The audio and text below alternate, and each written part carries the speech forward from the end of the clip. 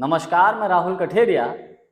प्रधानमंत्री मोदी जी या बीजेपी के तमाम नेता अक्सर कर कांग्रेस पार्टी या राहुल गांधी जी या प्रियंका गांधी जी के ऊपर वंशवाद का आरोप लगाते रहते हैं, वंशवाद की राजनीति करने का आरोप लगाते हैं। इस मुद्दे पर कांग्रेस अक्सर कर कभी कभी थोड़ा सा बैकफुट पे आ जाती थी। और बात करें राहुल गांधी जी की, तो वंशवाद के मुद्दे पर मुझे लगता है कि शायद उन्होंने कभी खुलकर इतनी बात रखी हो। लेकिन पहली दफा ऐसा मौका आया है जब राहुल गांधी जी ने वंशवाद के मुद्दे पर अपनी बेबाकी से राय रखी, और राय भी ऐसी रखी कि भाजपा के नेताओं को मुझे लगता है कि अब वंशवाद के मुद्दे पर बात नहीं करेंगे कांग्रेस को लेकर। मामला है मिजोरम का, क्योंकि अभी हाल ही में राहुल गांधी जी मिजोरम के दौरे पर थे, क्योंकि मिजोरम भी उन 5 राज्यों में है जहां पर विधानसभा का चुनाव होने जा रहा है। राजस्थान, छत्तीसगढ़ और मध्य प्रदेश और ये तेलंगाना और 5वां मिजोरम।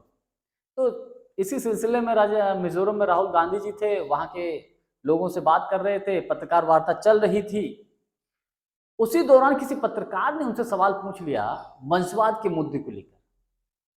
तो राहुल गांधी जी ने तपाक से पत्रकार से ही सवाल पूछ लिया, गृह मंत्री अमित शाह जी के बेटे जैसा क्रिकेट में क्या कर रहे हैं, गृह मंत्री राजनाथ सिंह जी के बेटे क्या कर रहे हैं, या अनुराग ठाकुर जी से कभी आपने सवाल पूछा है? तो जानकारी के लिए मैं आपको बताऊं, गृह मंत्री अमित शाह जी के बेटे जो जैसा हैं, जो भारतीय क्रिकेट कंट्रोल बोर्ड यानी कि बीसीसीआई, दुनिया का सबसे रईस बोर्ड क्रिकेट का, उसके सेक्रेटरी हैं। क्या ये बीजेपी के नेताओं को वंशवाद नहीं दिखता है? उसके बाद बताते हैं गृह रक्षा मंत्री श्री राजनाथ सिंह जी के बेटे उत्तर प्रदेश से विधायक हैं। क्या पत्रकारों को भाजपा का ये वंशवाद नहीं दिखता है? उसके अलावा अनुराग ठाकुर जी, जो कि केंद्रीय मंत्री हैं बीजेपी से, उनके पिता पूर्व मुख्यमंत्री हैं हिमाचल प्रदेश के। क्या पत्रकारों को केवल राहुल गांधी का ही वंशवाद दिखता है? क्या अनुराग ठाकुर जी का वंशवाद नहीं दिखता है? और उत्तर प्रदेश ही नहीं, देश के कई राज्यों में ऐसे नेता हैं जो वंशवाद की बेल को आगे बढ़ा रहे हैं, और आरोप लगाते हैं ये लोग कांग्रेस के ऊपर, राहुल गांधी के ऊपर, प्रियंका गांधी के ऊपर। और इस मुद्दे को लेकर गोदी मीडिया के चैनलों ने तो बीजेपी का सपोर्ट किया ही था, वंशवाद वंशवाद वंशवाद। तो मुझे लगता है कि जिस प्रकार से राहुल गांधी जी ने जवाब दिया है पत्रकार के सवाल का, उल्टा उससे ही सवाल पूछ लिया, अब मुझे लगता है कि भारतीय जनता पार्टी के नेता बड़ा सोच समझकर राहुल गांधी जी से इस मुद्दे पर सवाल पूछेंगे। बीजेपी के नेता मुद्दों की तो बात करते नहीं, भारतीय जनता पार्टी रोजगार की बात नहीं करेंगे, महंगाई की बात नहीं करेंगे, गैस सिलेंडर की बात नहीं करेंगे, डीजल पेट्रोल की बात नहीं करेंगे। क्या करेंगे? वंशवाद, हिंदू मुस्लिम, भारत पाकिस्तान, मंदिर मस्जिद, इनसे ये करा लो, मुद्दों की बात मत कराइए। और आप अक्सर कर देखिएगा, जब जब किसी राज्य में विधानसभा का चुनाव होता है या लोकसभा का जब चुनाव होता है, तो अक्सर कर इस प्रकार से माहौल बनाया जाता है कि किसी भी प्रकार से मुद्दों से जनता का ध्यान भटकाया जाए।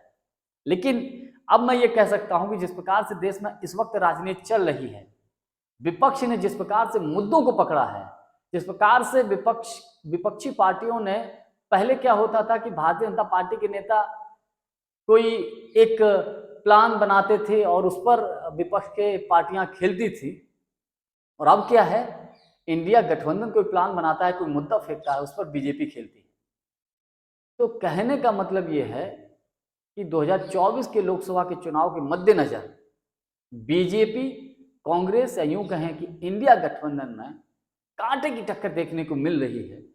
और इंडिया गठबंधन पूरी कोशिश में है कि मुद्दों से ध्यान न भटकाया जाए, मुद्दों की बात करें, और बीजेपी पूरी कोशिश करेगी कि मुद्दों से हर हाल में ध्यान भटकाया जाए, क्योंकि अगर मुद्दों की बात होगी तो भारतीय जनता पार्टी के नेताओं के पास मुद्दों के सवालों के जवाब नहीं मिलेंगे, क्योंकि ये जवाब ही नहीं दे पाएंगे।